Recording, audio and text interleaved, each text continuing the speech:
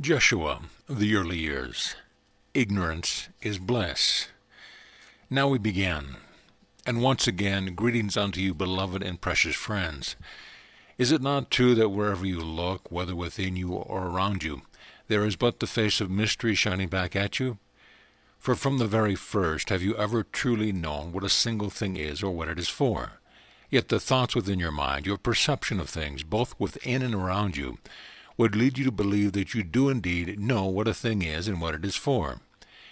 You would look upon an object such as a chair, and you decide what that object is and what it is for. You would look upon the rain that falls from the clouds, and you would decide what that thing is and what it is for. Indeed, you would look upon your brother and sister, perceiving something about them, or relating their presence to some past history you've had with them. You would decide who and what they are and what they are for. And when you decide what a thing or a person is for, you then become justified in using that thing or person according to your perception. You would look upon a chair and decide, because it is a chair, it must be for sitting, and I will therefore sit upon it. You will look upon the rain, and as it falls, and deciding that it is called rain, immediately the mind decides what rain is, where it has come from, and what it is for. You therefore act accordingly. And yet even this is not quite consistent, for a farmer would look upon the rain and see it much differently than what you call an athlete playing upon a field on a Saturday afternoon, or a family preparing to go on a picnic. Therefore, what is it that decides for you what a thing is and what it is for?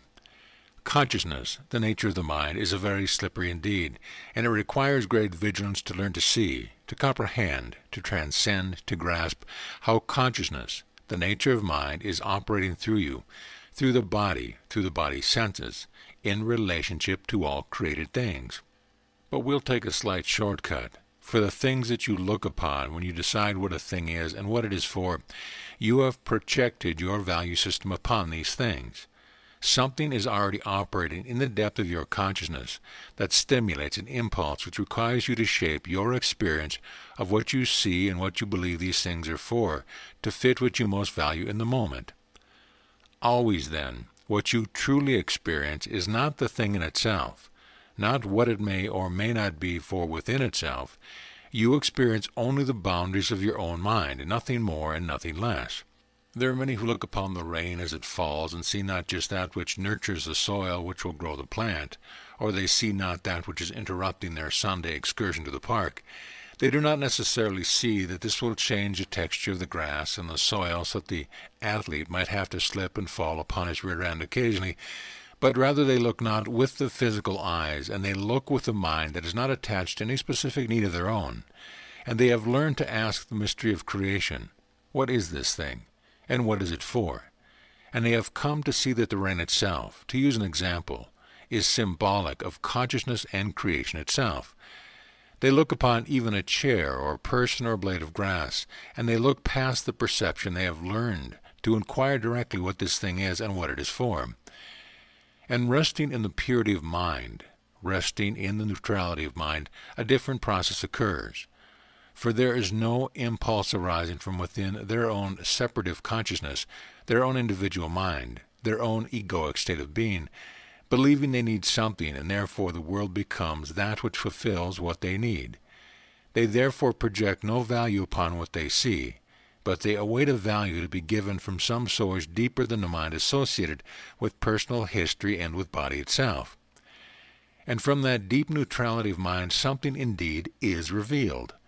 And yet what is revealed is not of the world, for what is revealed is a radiance, the reflection of a grand mystery, a symbol of the laws of consciousness itself in its universal rather than its personal nature. The rain becomes that which brings sustenance to creation.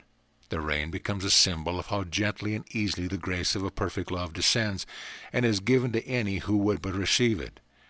The rain becomes a symbol of that which is purely innocent, yet gives itself to be perceived and experienced as the receiving mind would choose. Likewise, a person is not looked upon according to his or her history, is not looked upon according to whether or not the body is pretty enough to be taken to bed for sex. The body is not looked upon as being large enough or strong enough to bowl over several smaller bodies, and then you will give them a contract with big golden coins. A person is not looked upon as something which is, what is your word, utilitarian, that is, able to perform a certain function, able to fulfill some need for yourself. And therefore what begins to shine forth through that person, your brother or sister, is not their individuality, that is, not their foibles, not their personality structure, but light, but the presence of the mystery of consciousness itself, which arises as a gentle wave from the ocean of mind that is without beginning and without end. Why is this important? Because as you go through your day, you believe you are directly experiencing what is, and you are absolutely certain that what is outside of you, the person, the chair, the rain, any perceived thing, is outside of you. You have not yet truly learned to understand, to comprehend deep in the cellular structure itself. For the body is a knowing mechanism. It is the way in which you attract energy to yourself. It is that through which you project the energy of your mind. It's the meeting place of inner and outer, just as the skin is the meeting ground of what is within and what is without. You believe that what you are perceiving and therefore knowing is something outside of you that is etched in stone. It is defined. It is complete, and you know it. And yet again I say unto you, not in any moment whatsoever do you ever see or perceive anything except that which you project upon it, until, through the use of vigilance and mastery of the keys of the kingdom of desire, intention, allowance, and surrender, until the mind is retrained to rest at peace, wanting nothing, needing nothing, knowing not what a single thing is for. Only then does the mind become capable of receiving a higher knowing, a higher intuition. Only then does the body begin to restructure itself so that its deeper, more latent possibilities arise, called third sight for one, to begin to perceive an object through the senses of the body, to feel a color, to hear an object that the ears cannot hear. The body itself is an incredible mechanism for joining with and experiencing all of creation. But what blocks you from being able to hear a color is what you are choosing to project upon creation by deciding that you have already know what a thing is and what it is for. That is my pet, and my pet is to give me companionship. It is to please me. And if therefore the pet acts in this way that is not pleasing, anger arises and the world is a mess. This one is my employer, and my employer is a utilitarian device to assist me in doing what I think I must do to create money to survive as much as I can. And therefore, when the employer says, I'm going through some sort of spiritual crisis and I won't be able to be in on Wednesday morning, immediately frustration arises because what the employer values is the production of the useless items of your culture, by and large, and therefore there is something wrong with the employee, and perhaps we should replace this thing that does not seem to understand what it is and what it is for. How many times in each of your days do you believe that which you perceive around you is not fulfilling its function? Which means, of course, that it's not quite fitting in to what you have projected upon it. How often in each of your relationships are you so certain that the other has forgotten their place and is therefore disrupting your world? And yet how often have you truly learned to forgive yourself for what you have believed your brother or sister is and what they are for? How many times have you relinquished your own ideas of what creation is and what it is for, to rest into that place of neutrality where one's own ignorance is accepted and embraced, loved, and trusted, that place in which there is a suspension of the projection of your own valuation? How often in any given day do you rest in the peace that forever passes all understanding and ask of something unseen? What is this for? What is the meaning and purpose of this moment? What would you have me see shining through the chair, the rain, my brother and my sister? For I say unto you, the eye of the needle is found at the source of your own consciousness. The way of a spiritual life is not found outside of you, but within you, deep within the core of everything you have built up around the simplicity of an innocent mystery called creation. The way to peace, the way to a miraculous life, lies not in insisting that the world conform to what you believe it is for, and what you have believed about yourself, but rather in relinquishing all of the ideas you have learned, in relinquishing even the belief that you exist, in relinquishing the belief that you must continue in the next moment as a physical being, to look upon the most primary perceptions you carry as a consciousness that is having a third dimension or physical experience, to relinquish all of them upon the altar of your heart, to own wholly your complete ignorance. For only a mind thus emptied of itself can be taught anew. The way to peace in life, the way to mastery, the way to union with all of creation, indeed the way to a perfect and completed Christedness, lies not in trying to make or do, but in mastering the art of relinquishing, the art of resting in the humility and innocence of a divine unknowing. Father, that which is the source and creator of all, that which pervades all things, mystery shining forth from mystery, I know not what a single thing is or what it is for.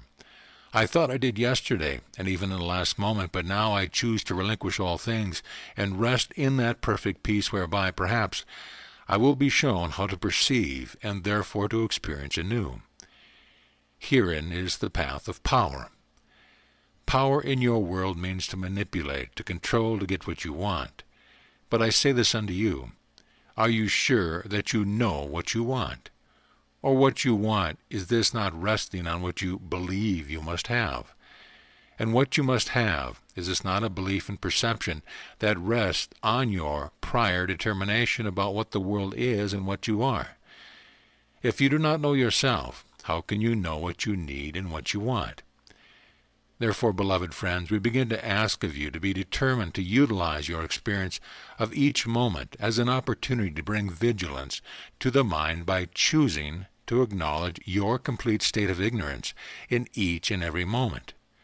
For he who says that he knows probably knows not, and he that says, I know that I know not, probably knows. Contemplate that phraseology, for within it is much wisdom. The first is the expression of the conscience of the world. For all you need do is to sit upon a park bench and watch your world drive by and walk by. And everybody knows what they're doing, where they are going, why, and of course it's important. But only that one that knows he knows not rests for a moment upon the park bench and says, Father, what would this day be? Teach me, show me, I know nothing. For the one who knows nothing rests in humility, and then is free to marvel at that which he or she is guided to do, and that which is revealed to their consciousness. For only when the mind is released from projecting can it become an empty vessel in which it can receive the radiance of a mystery shining forth from the mind of God through each and all created things. The way of awakening, then, is the way of acknowledgment of one's perfect ignorance. The way of peace requires the relinquishing of all of one's ideas, for only then can the mind be taught anew. So let's begin with something quite simple. Just where do you think you are right now? Think about it for a moment and be honest with yourself. When you sat down and placed this tape within your little machine, were you not already operating from a place of consciousness that said, I know exactly what I'm doing. I'm in my house, I'm in my car, the weather is such and such. I have only so much time, and oh my goodness, shouldn't the government be doing this, and shouldn't that be happening? What about that athletic event? What a dummy to fall on this butt because it was raining, and now the game is lost, and therefore I'm depressed. All of these things are going through your mind. You put the tape in, and you've already decided you're going to hear something that either will uplift you or make you think. Perhaps you've already decided that you're going to be hearing me communicating through this, my beloved brother. Rest assured, in the future you will have some surprises. You have already decided what is before you begin it. You have already decided how to approach the experience by turning on your thinking analytical mind, so that you've heard the words in the sentence and therefore believe that they will come to understanding. But I say unto you, there are some among you who have learned how to move into ignorance and innocence. And when these words are spoken, you do not so much hear them as see pictures. You feel them rather than think about them. You receive insight from the silence between the words. You feel a transmission of energy that you could never explain to anyone because it has nothing at all to do logically with the formation of little sounds you call words to which you have already ascribed meaning. Although you seem to be listening to a tape, you are already in a quality of consciousness that transcends the normal process of listening and analyzing and drawing conclusions. It has been said that the meek will inherit the earth. What does that word truly mean then? The meek are those who have learned the futility of their learning. The meek are those who know and accept that there is only mystery arising. The meek are those who know they are not what they thought they were. The meek are those who wait in each moment for revelation to occur. The meek are those who smile at the futility and insanity of acting in the world as if they knew what a thing is and what it's for. They wait on divine consciousness. They wait on the purity that emanates from the source of being that can shine through them and reveal to them moment to moment what the purpose of any moment is. Any master, any true master, is one of the meek. For mastery does not rest on the accumulation of knowledge. Mastery rests in divine ignorance, in which true knowledge shines forth. The knowledge that would radiate through your mind from the mind of God. The knowledge that would enlighten even the sensory mechanism of the body so they receive what is being transmitted from all created objects in ways that transcend ordinary knowing, seeing, and hearing. So look around you, right where you are. You think you know what time it is, and therefore perhaps you think you're supposed to still be in bed. You know what time it is, and so perhaps you're supposed to be hurrying out of the door to get to some kind of a job that you think is going to provide you with what you want, because what you want is linked to what you think you need, and what you need is linked to your beliefs that you must survive into the next moment in a certain way of lifestyle. Or perhaps you believe that if you did not have that job, that the whole universe would collapse around you and not support you whatsoever, and therefore, of course, reality is that you must be on your way out the door to get your specific job, even if the job is not your heart's desire. Do you see how all it works? Somewhere in the depth of your mind, you have taken on perceptions about what things are and what they are for, including your body, your mind, your thoughts, your feelings, and from these, deeply embedded, deeply habituated, you have decided what you need to fit what you believe to be true. And from what you need, you project impulses on what you want. And what you want determines how you will see every object and every person, every drop of rain and every wisp of cloud, and every chair around you.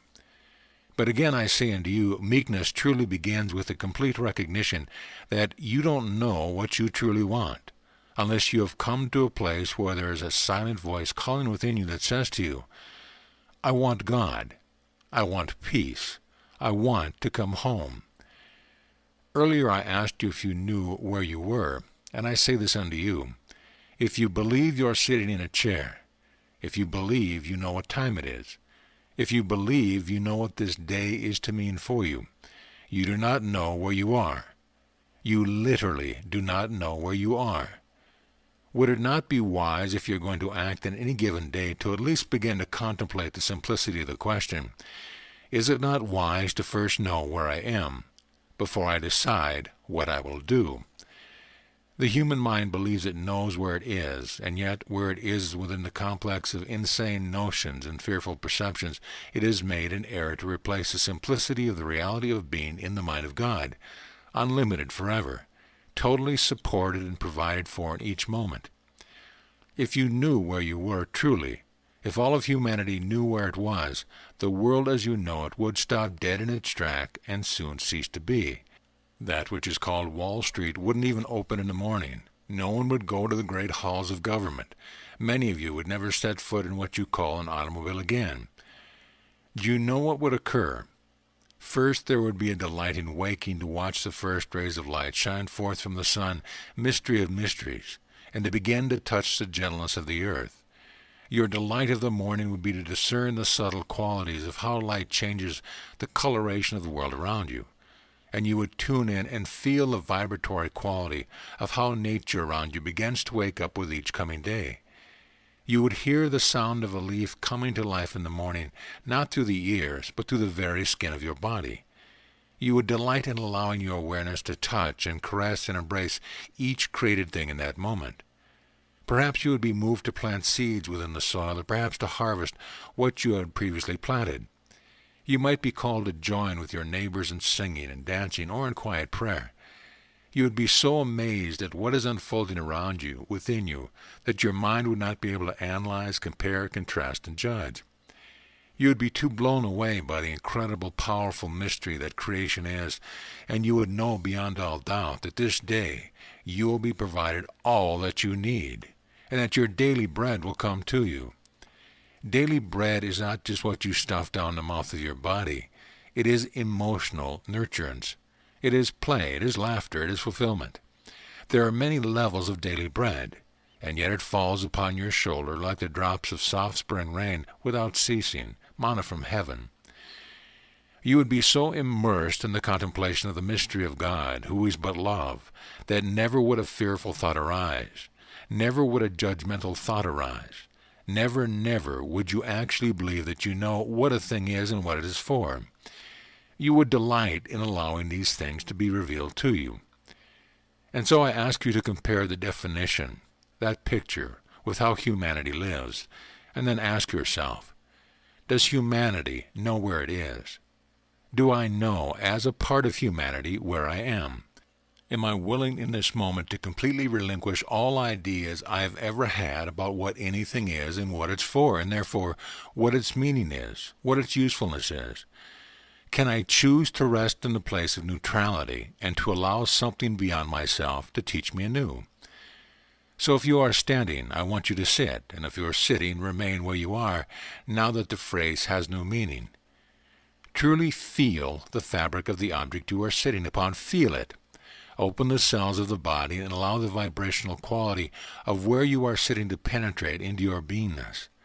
Let the skin be an organism for hearing and not just for feeling. Can you hear the note being sung by the thing upon which you are sitting? All things contain consciousness or life, for all of creation is but life itself, and therefore there is wisdom and intelligence radiating through each and every created form. Feel the quality of vibration. Does a color come into your mind? Not the color of the fabric necessarily, but the color of the vibration represented by this object. Is it a color that you like? Does it feel good where you are? Rest assured, if it does not, get rid of that object and give to someone else in need, and procure for yourself that which creates a vibration that brings you a pleasure beyond the ego. Begin to bring into your life those things, whether a chair, a flower, whether a pen, the color of paper that you use. Let all things begin to reflect and exude toward you that which reminds you of the infinite creativity, the infinite loveliness, the infinite quality of vibration of peace, beauty, and mystery, the quality of God's presence. If you now have clothing upon your body, feel it for just a moment. Feel the fabric of the clothing on your body. Who told you you needed to wear that? Who told you that you needed that color or that style? Does it truly resonate with you? Does it feel natural? Does it come from the earth, or has man made up his own fabric that you now place upon the body? For I say unto you, that which is not come forth from nature, left untampered, blocks certain frequencies that are emitted from the natural world, from your Mother Earth.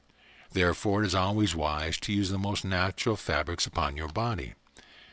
Does it express beauty and wholeness to you, or is it something that you made do with because it saved you golden coins?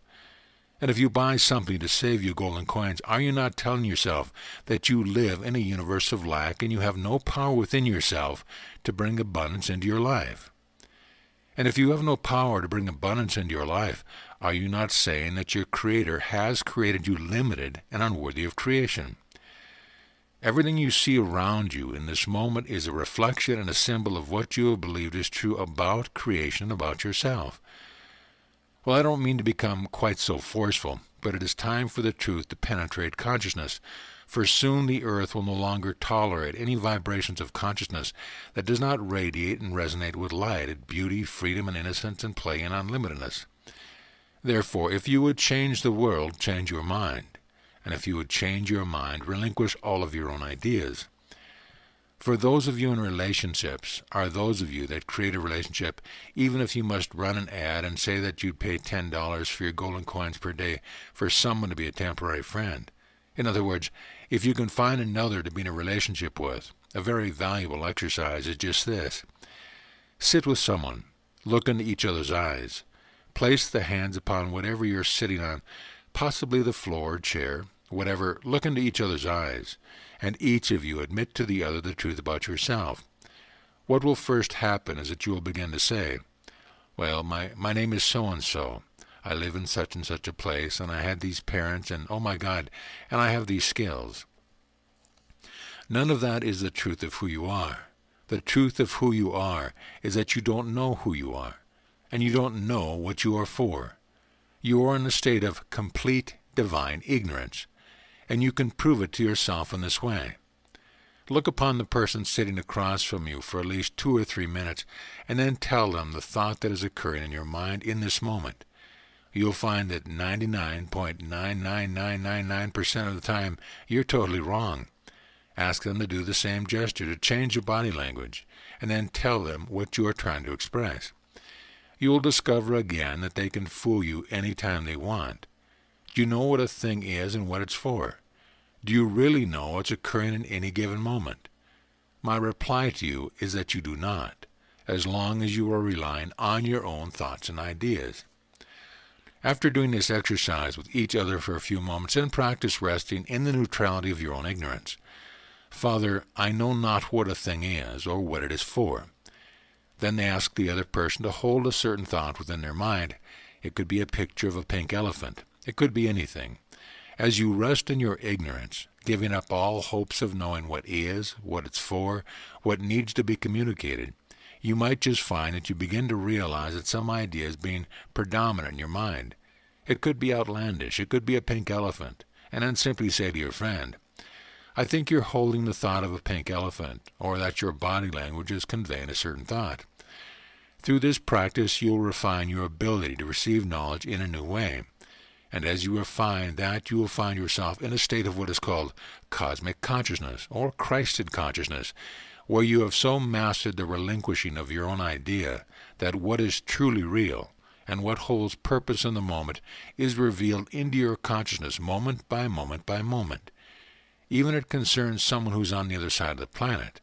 And then when you ask within, what should I do with this? The Holy Spirit tells you, and you will know when to speak and when not to speak, when to act and when not to act. Resting into the quiet of your own unknowing allows life to reveal itself through you and to you. But what is revealed will not be perceived as your own, and you will understand that you can take no credit for what unfolds through you. And you will say, as I once said, why do you call me good even when miracles are done through me? There is none good but God. I am but a channel of the mystery of life. I am empty. There is no one at home. And when there is no one, there is everyone. And when there is nothing, there is everything. And when you are empty, you shall be filled. And when you are at peace, you will know the meaning of power. And when you want nothing, you will have all things. And when you need nothing, you will know the meaning of freedom. Beloved friends, contemplate well what is shared this day, for it is time to truly bring vigilance to the mind. Recognize that as you go through your day, everything you think you perceive is a reflection of where you have allowed your conscience to reside, either in the attitudes and beliefs that you have learned in the world, which will show you only what is insanely unreal, or in the quiet neutrality and peace of your divine and perfect ignorance. We will spend much time together moving more deeply into this understanding, and into that which helps facilitate your return to ignorance. For consider this, the meek are the masters of creation, and yet they seem to know nothing at all. And each and every moment of their existence is given over to the practice of the keys of the kingdom, desiring only perfect union with God, setting the intention of relinquishing all ideas of their own, practicing the key of allowing, resting into neutrality so that life might reveal itself to them and through them. And finally, surrendering every trace of belief that there is something inside your body called yourself that is uniquely yours, that you must take care of, and it must get what it wants, the hungry little ghost called the ego. Surrender means to awaken to the reality that there has never been anyone where you are except the presence of Christ. When you know yourself, you will know that you are all things. You will know that you are empty, that there's no one home, that there is only life living itself. You will have learned that it is not by striving but by relinquishing that the kingdom is revealed, and you will discover that you've always been at home. Contemplate well these things then, and by all means bring lightness and humor to it. Laugh at yourself. Laugh at the self you thought you were. Whenever you believe you need something to be a certain way, slap your thigh. That would be a good use of it at any rate, and laugh and tell yourself, my God, I actually thought I needed something to happen in a certain way. The joke is on me. and then the wisdom of how things are unfolding can reveal itself to you. And when you know that there is wisdom flowing through the creation of each moment, you just might make the decision to once again trust life. And life is but love radiating forth from the mind of God, and that is where you are sitting right now. Peace then be unto you, beloved and precious friends. Amen. So ends Ignorance is Bliss.